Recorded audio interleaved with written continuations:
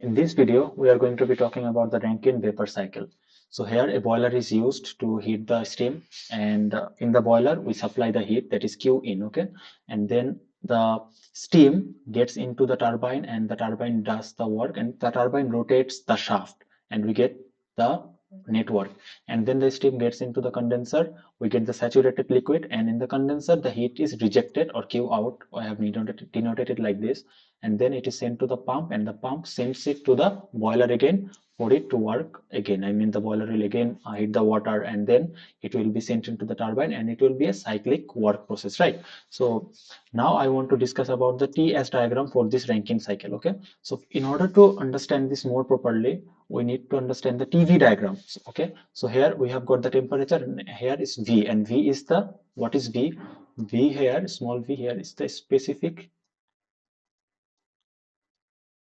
volume, and specific property means property per unit mass. So in case of a specific volume, this small v is going to be equals to volume, that is capital V, over mass, that is small m. This also can be written as 1 divided by rho. And there is a exception, there is an exception, okay, there is an exception in case of a specific weight, okay, specific, in case of specific weight, this is W, specific weight, that small w is equals to mg, I mean w divided by v. This is not w divided by m, this is w divided by v, because if you write w divided by m, so will get cancelled and you will end up getting only g, that is the gravitational acceleration. So in case of specific weight, we use w, small w is capital W, that means weight divided by volume. So this is equals to mg divided by v, so you will get rho into g. Okay, whatever we have discussed about some out knowledge. Now we want to talk about this graph. Okay, uh, in order to explain this graph, I want to take an example, and the example is about boiling water.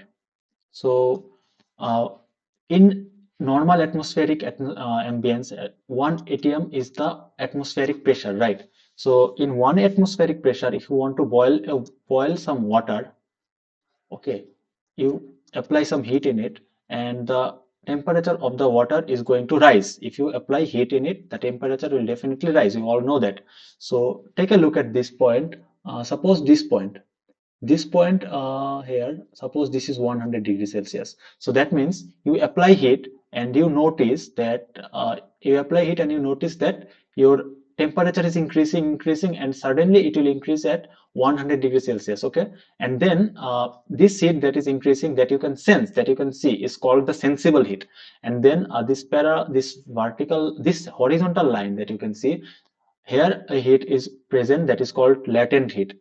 Okay, so this is the isobaric line, this line that you can see, I'm marking it now. Okay, so this is a line that has the same pressure, constant pressure, that is 1 atmosphere or whatever, it is constant pressure. So that's why it's a constant pressure line, right? So, and in the same way, we have got another constant pressure line. In the same way, we'll get many different constant pressure lines, and if we add all the points, I mean this point, this point, this point, and this point, okay, then we'll end up getting this dome-shaped region. In the region, inside of the region, we'll get saturated liquid or vapor region, and outside saturated superheated vapor, and and here we'll get compressed liquid regions. Okay, so this is just a short, small discussion about this.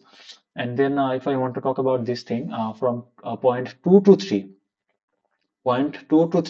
we are using the boiler, right? And in the boiler we are adding heat, constant pressure heat addition in a boiler. Take a look at this. From point 2 to 3 we are adding heat, and this is a constant pressure heat addition. That's why it is a constant pressure line, as we have seen in the TV diagram. Okay, so this is the constant pressure line, and then that's why we are using this 2 to 3.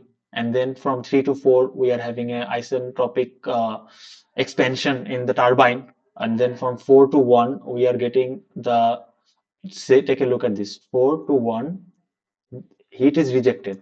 Because the heat is rejected, we know that S dq will decrease our randomness, degree of randomness or measurement of randomness, or entropy will also decrease.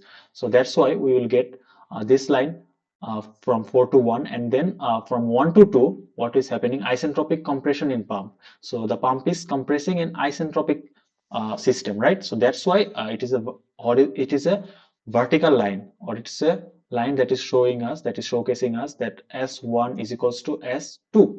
S1 is equals to S2. Okay, here we can see that S3 is equals to S4, right? Because the entropy at point 3 and entropy at point 4 is same. All right, so I hope you can understand by comparing this graph with this TV diagram, we can very easily understand this. And then I want to discuss about the thermal efficiency in this case. The ratio of the net work of to the heat it supplied is our thermal efficiency, right? So it is equals to always the output over input. Here output is work, that is work net, and the input is heat that is being supplied by us.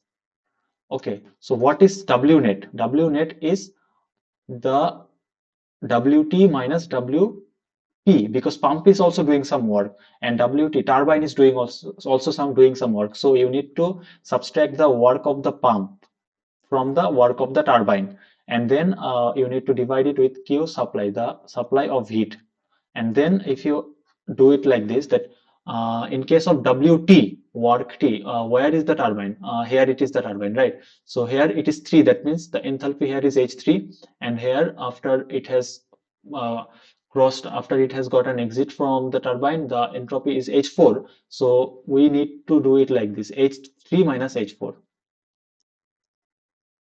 Okay, and then minus, in case of pump, where is the pump? Here it is the pump, and here H2, and before it is H1. So you need to do it like this, H2 minus H1, and then it needs to be divided by Q supply, and in case of Q supply 2 and 3, so you need to do it like this, H3 minus H2, as we know that the work done by a turbine divided by m dot, that is the mass flow rate, is equals to H1 minus H2. That means the difference of the enthalpies, right?